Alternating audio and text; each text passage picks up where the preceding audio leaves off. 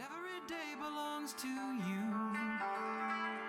Sunlight and darkness too.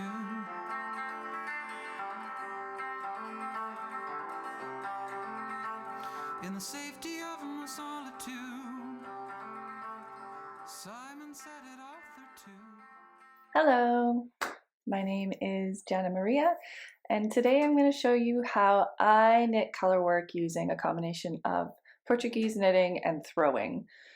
I learned how to Portuguese knit just on a YouTube video by Andrea Wong, and it was kind of a revelation for me because I've tried to switch from throwing to continental several times, or I had before I learned how to Portuguese knit, and to no avail.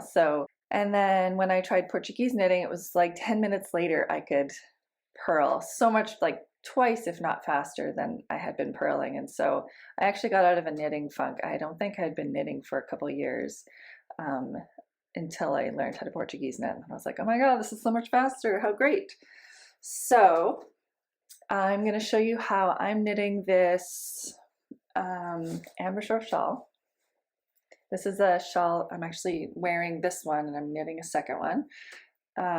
It's a shawl by a local to me designer, Inese Sang, and I'm knitting it in Everly fingering, which I dye with, it's a 2-ply fingering weight yarn, which I dye with natural dyes. So this shawl that I'm wearing here is knit in, this light blue is the water colorway, the ready burnt orange is burnt madder root, and then the purple is what I call twilight, and I've dyed it with a combination of cochineal and over dyed with indigo. All natural dyes.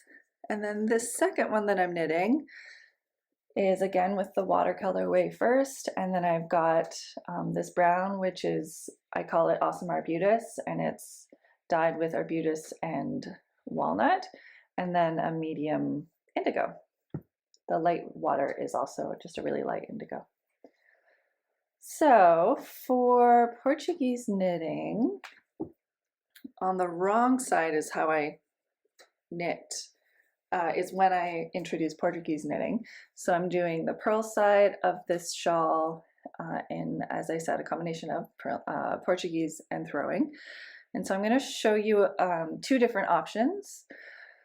For that, I tend to kind of go between the two. I like to switch up the way I knit so that my hands and my body doesn't get overworked in one specific way.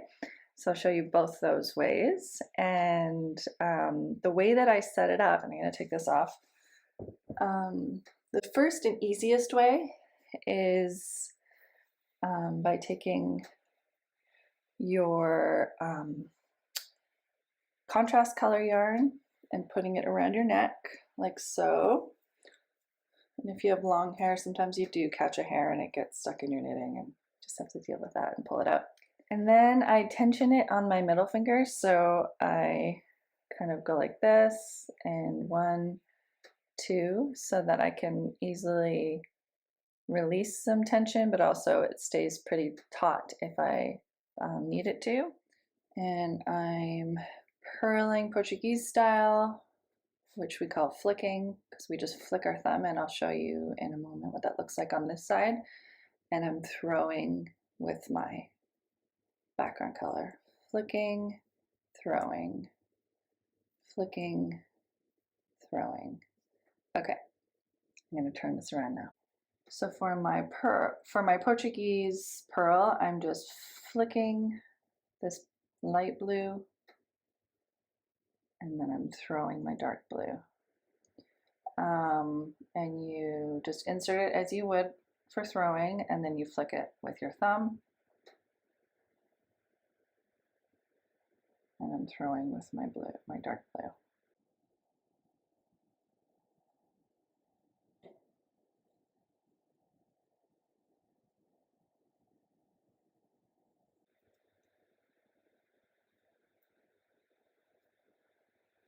Okay. Keeps it nice and separate, there's no twisting happening. So this next method doesn't use throwing at all, you're just Portuguese knitting, and you're going to tension one of your yarns around your neck and the other yarn will be tensioned around a paper clip that you have attached to your shawl or sweater. And there's also something that I think is called a Portuguese pin that you can purchase that's specifically for this purpose.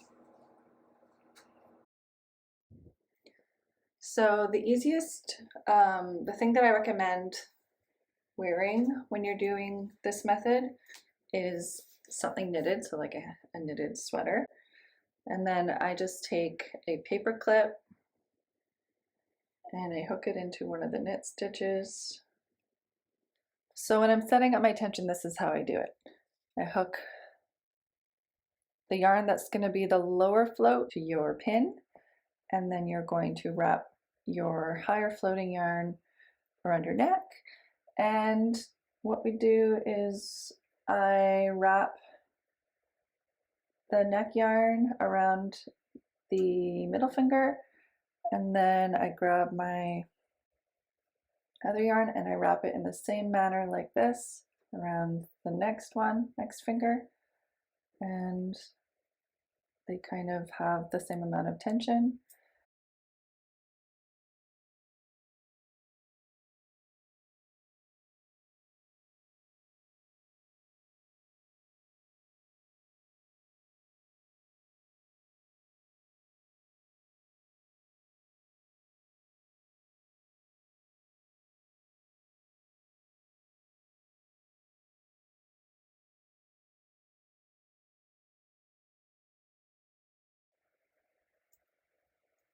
When I release my tension,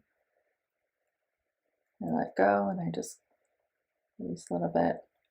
Depending if you want your knitting to be down lower, you can release it more. So from here, you can see my pin is creating tension there, and I've got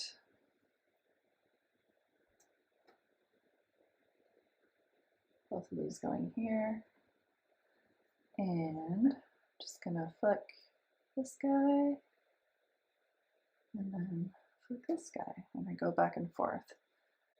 And the reason you can't have both yarns around your neck is because you do want this space between the two yarns so that it's easy to get your thumb between them and have two different spots that the yarn is coming from so that you can easily switch between the two. So this is my preferred way, and it's what I find to be the fastest. But if I don't have a safety pin or a paper clip around, I'll easily just use the first method that I showed you. And that is the simplest. If you're just getting into trying Portuguese knitting, and you're a thrower, I would definitely try doing a bit of throwing and a bit of Portuguese knitting to start. And then you could graduate to this method.